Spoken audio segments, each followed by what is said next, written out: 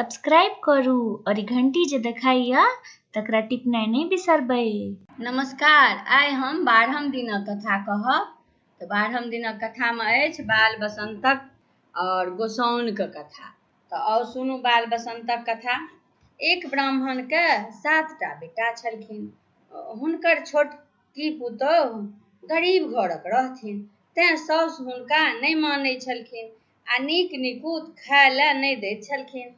जखन छोटकी पुतोहु गर्भवती भेलखिन तऽ हुनका नीक नीक वस्तु खायके मोन होइत रहनि, मुदा साउस सेहनताके कोनो वस्तु नहि खाय दैत रहथिन। एक दिन ओ हारि कऽ अपन स्वामीके कहलनि जे हमरा खीर पूरी खयबाक मोन होइत अछि। हुनकर स्वामी अपन मायके कहलनि जे हम खेत जाइ छी, हमरा लेल आइ खीर पूरी बना कऽ कनियाँ हाथे पठा देब। माय परम संदेही रहथिन। ओ बुझि गेलखिन जे ई किछु नहि अपना लेल नहि कहैया, ई पुतोहु लेल ओकरे सभटा खुआएत तेँ कहैया। तेँ ओ की केलनि, अपन कनियाँके जीह पर किछु लिख देलखिन आ कहि देलखिन जे जाबत धरि अहाँ खेत परसँ घुरि कऽ आयब ताबत धरि ई जीह पर लिखल रहबाक चाही। तखन खीर पूरी लऽ कऽ कनियाँके खेत पर पठौलखिन। कनियाँ खीर पूरी लऽ खेत पर पहुँचली। आधा हुनकर बर खेलखिन आ आधा कनियाँके खाय लेल कहलखिन। कनियाँ कहलनि, हम कोना खाउ, अहाँके माय हमरा जीह पर किछु लिख देने छथि, खेलासँ ओ मेटा जायत, ओ बड्ड फजहति करती। बर कहलखिन, खीर पूरीके कतहु नुका कऽ राखि लिअ, माय जहन हमर अहाँके जीह देख लेत तखन बादमे आबि कऽ खा लेब। कनियाँ एकटा पिपरा गाछके धोधरिमे ओहि खीर पूरीके नुका कऽ खूब नीकसँ राखि लेलनि।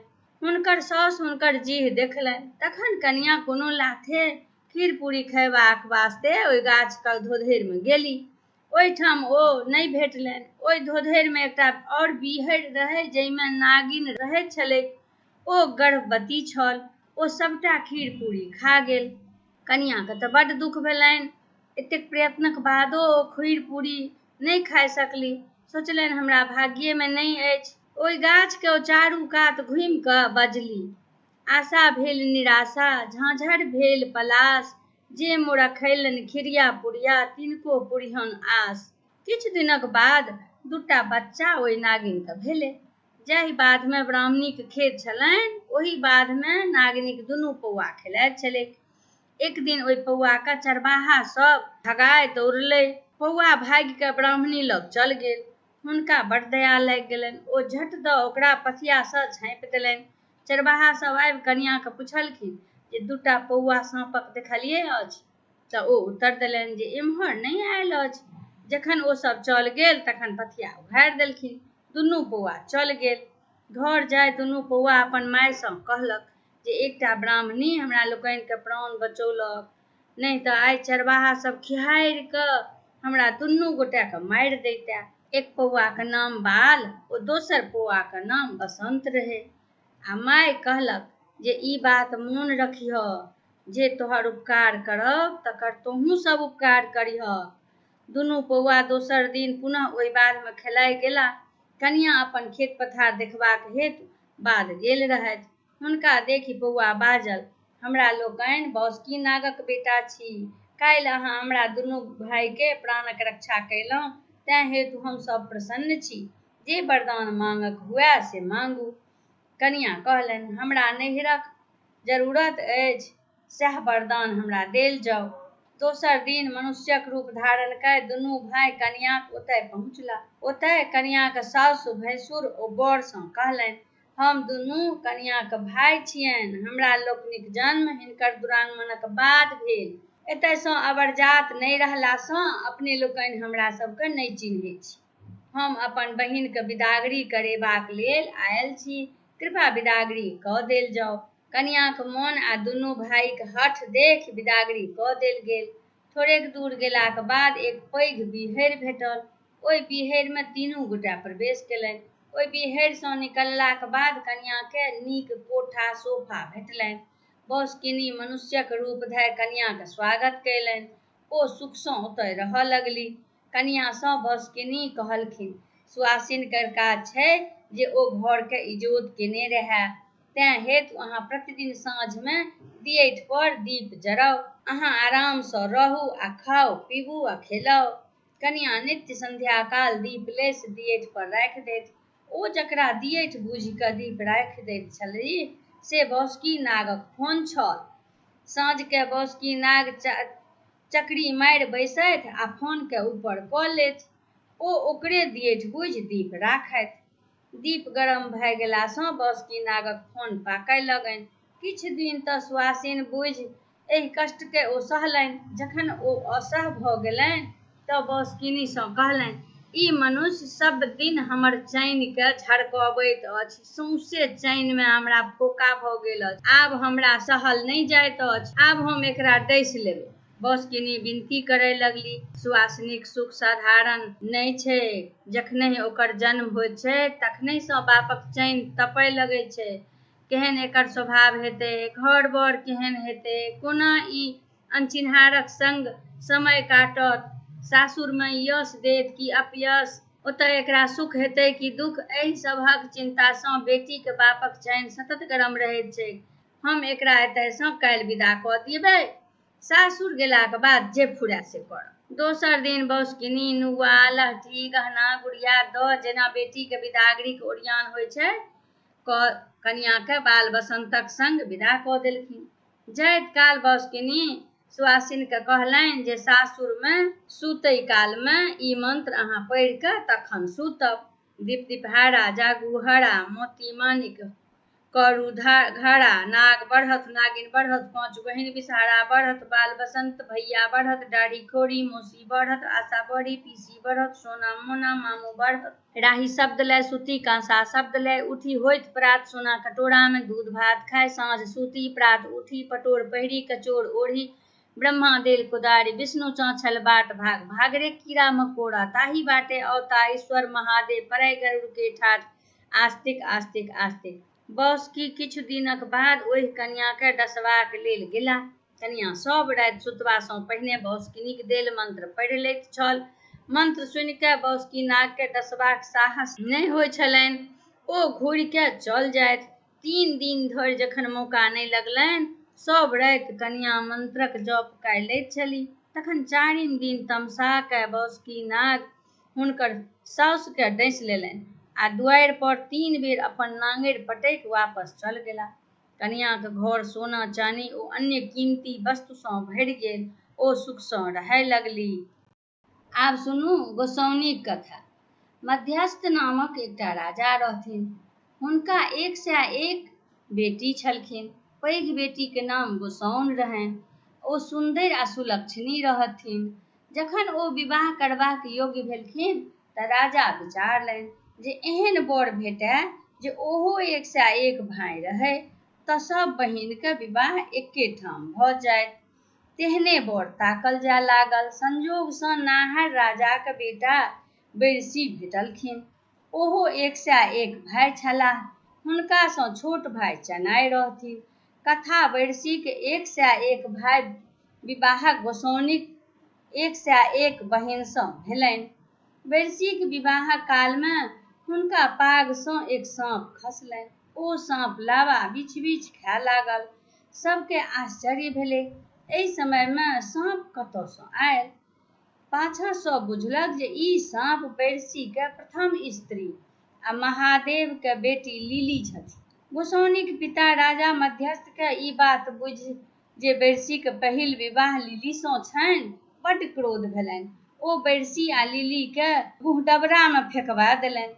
गोसाउन कोनो तरहेँ बैरसीके निहोरा मिनती कऽ अनलनि। ओ सौतनीक तरमे रहबाक लेल तैयार भऽ गेली। ओकरा कष्टो सहबा लेल तैयार भेलीह।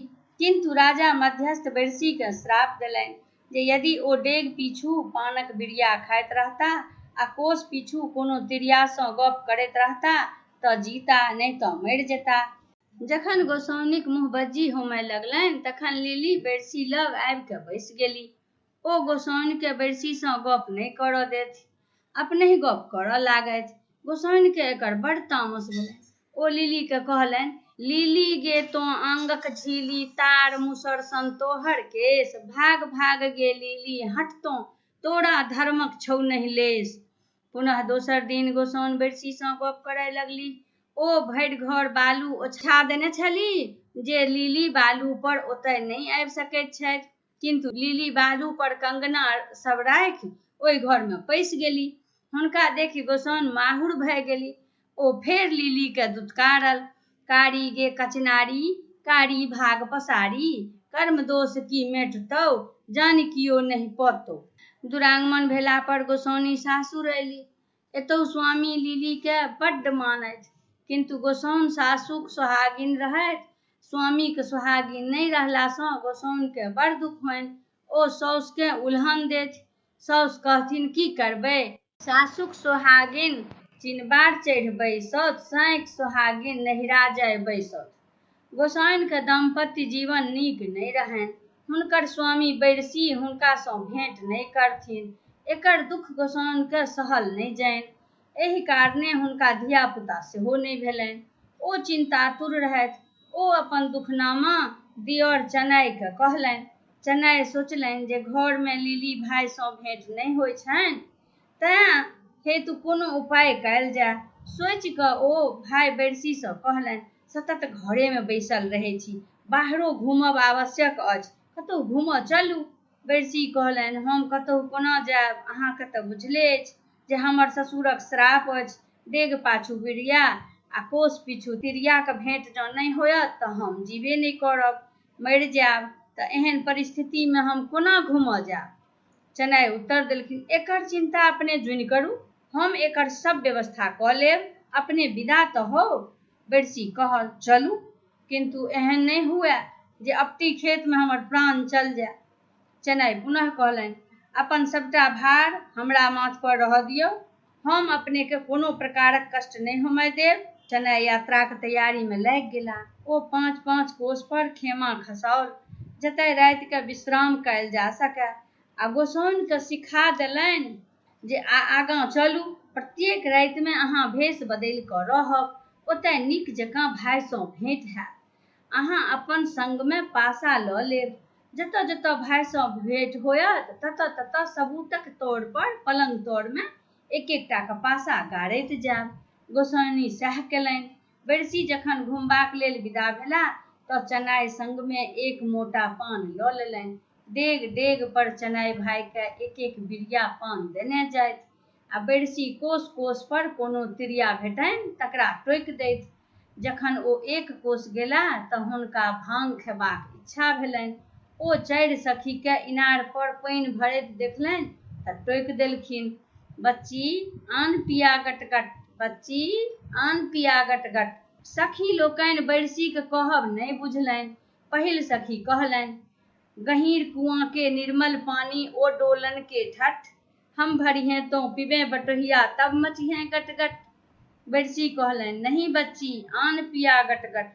दोसर सखी बजली, तप्पत चूल्हा गरम कराही ओ घीवन के ठठ, हम छानब तो खैबे बटोहिया तब मचिहें गटगट। पुनः बैरसी कहलनि, बच्ची एही नहीं गटगट, बच्ची आन पिया गटगट।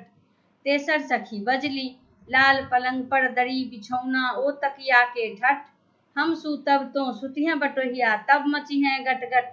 पुनः बैरसी कहलनि, बच्ची एही नहीं गटगट, बच्ची आन पिया गटगट। चारिम सखी बात बुझि गेलै। ओ कहलक, लाल लच्छी केर हरियर पत्ती ओ मरीच के ठठ, हम पीसी तो पीबे बटोहिया तब मचिहें गटगट।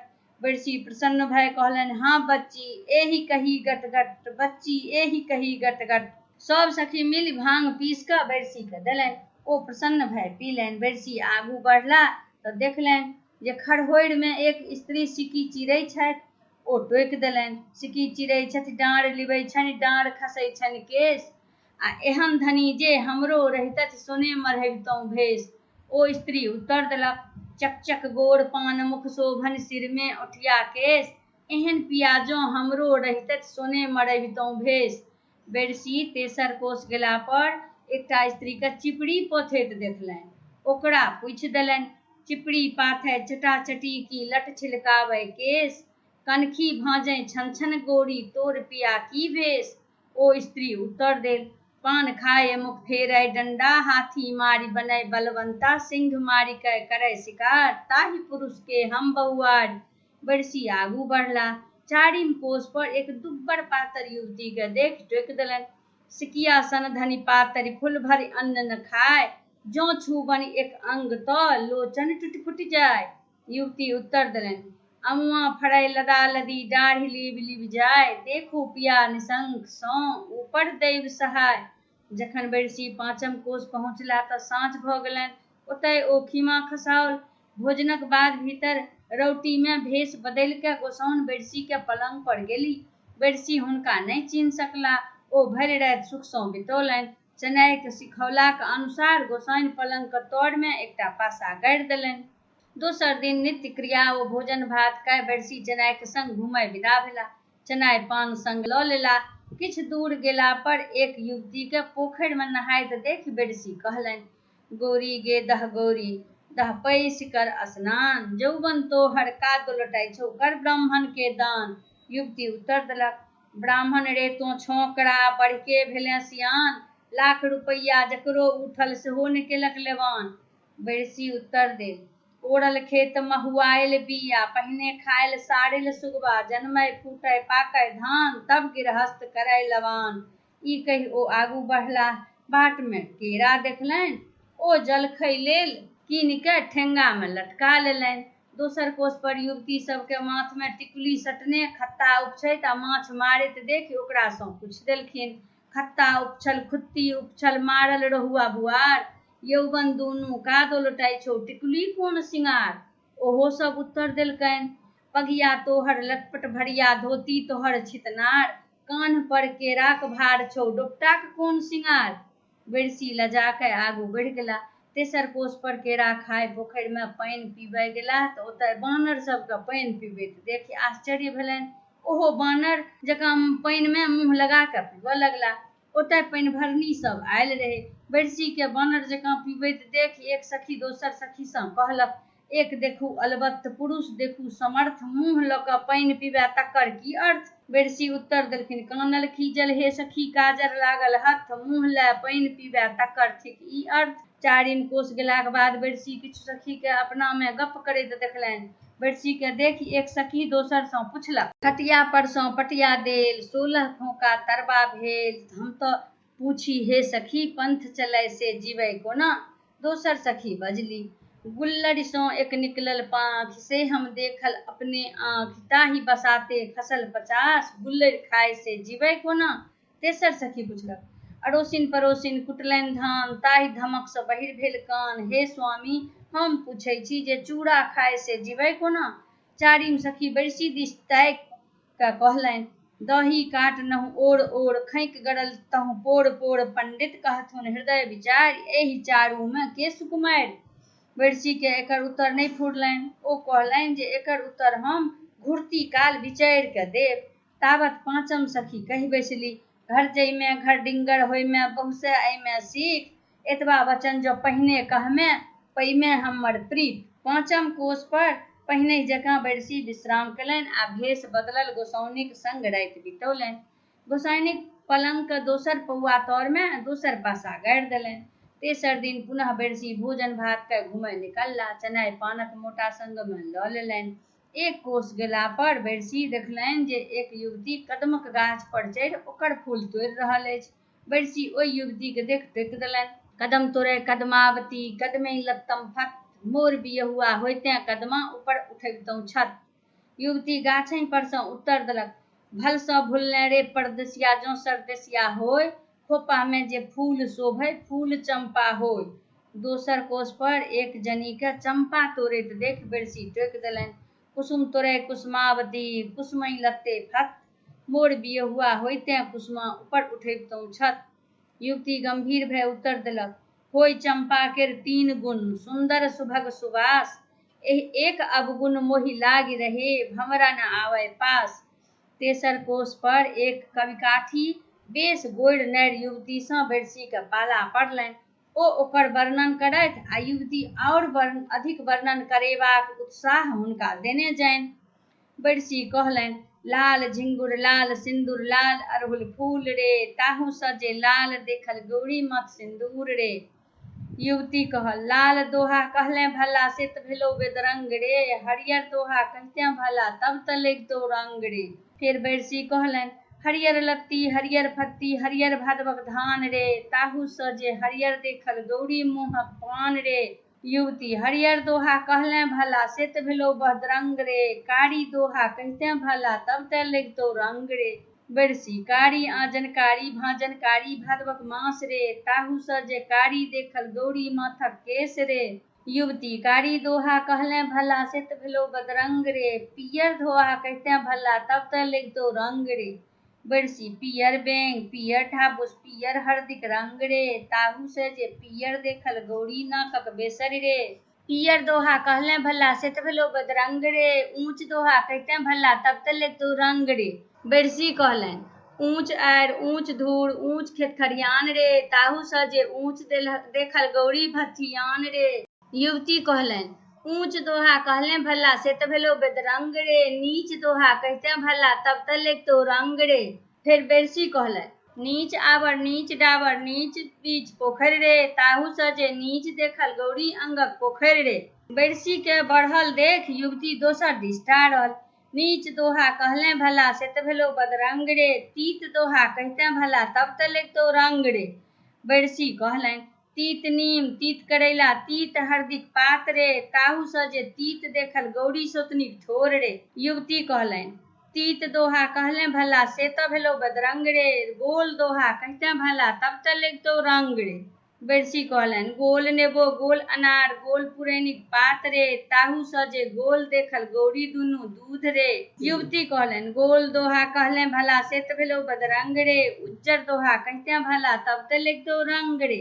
बैरसी उज्जर पोठी उज्जर मारा उज्जर चन्ना माछ रे, ताहू स जे उज्जर देखल गौरी हाथक साँख रे। दसम दोहा दसम फूल दसम गाछक छाह रे, ताहू स जे दसम देखल गौरी केर विवाह रे। युवती गैर सुनि भगली। बैरसी आगू विदा भेला।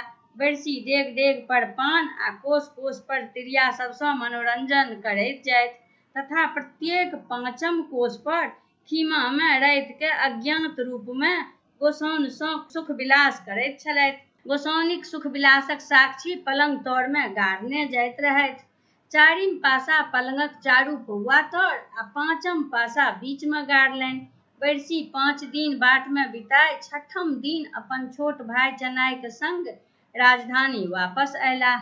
लिली के गोसाउन नहीं सुहाइत रहथिन, तें हेतु ओ रातियो के नहीं ताकैत जे लिली कतऽ गेली, हुनकर खोज पुछारी नहीं करथिन। थोड़े दिनक बाद गोसाउन के 5टा बेटा भेलनि, जकर नाम ओधु कछु महानाग श्रीनाग ओ नागश्री राखल गेल। लिली के कोनो संतान नहीं भेलनि, किएक तऽ हुनका धर्मक लेश नहीं छलनि। गोसाउन धर्मात्मा छली, तें हेतु ओ भरल पुरल भेली। गोसाउन चनाई के आशीष देलनि, जाहिबन चना चनाई होइत ताहिबन होइत पलास, चानन सौरभ सुरभित रहब जौं जौं बहत बसात। लिली के ई सब सुनि बड़ डाह होनि आ अपन साउस के कहैत गे ताँती रानी, तोहर चनुआ कनुआ बेटा हमरा बड़ दुख दैत अछि। लिली बैरसी के कान भरब आरंभ कऽ देलनि। ओ कहलनि जे गोसाउनिक 5 बेटा चनाई के संग पाप कयलासँ भेलै अछि। बैरसी सेहो गोसाउन के नहीं मानैत छलाह, ने हुनका स्मरण छलनि जे हुनका संग कहियो ओ विलास कयने छथि। बैरसी एहि बातक जिज्ञासा गोसाउन सँ कयल। गोसाउन हुनका यात्रा में 5 सीमाक सुख विलासक स्मरण देखाओल आ सबूत में पलंग में गाड़ल 5 पासा देखाओल। बैरसी के गोसाउनिक सबूत पर विश्वास भऽ गेलनि।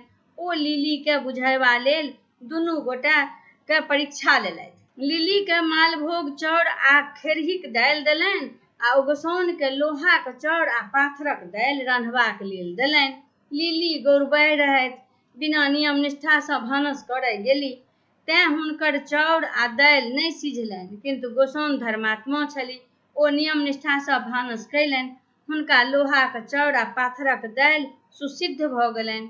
लोक सब ई देखि गोसाउनक धर्मक प्रशंसा कयलक। ई सुनि गोसाउनिक देह गौरवे फाटि गेलनि। तें कहल जाइत अछि जे लिली सन भाग गोसाउन सन सोहाग भगवान पबनैतिन के दैथ। ई खिस्सा समाप्त भेल 12हम दिनक। धन्यवाद।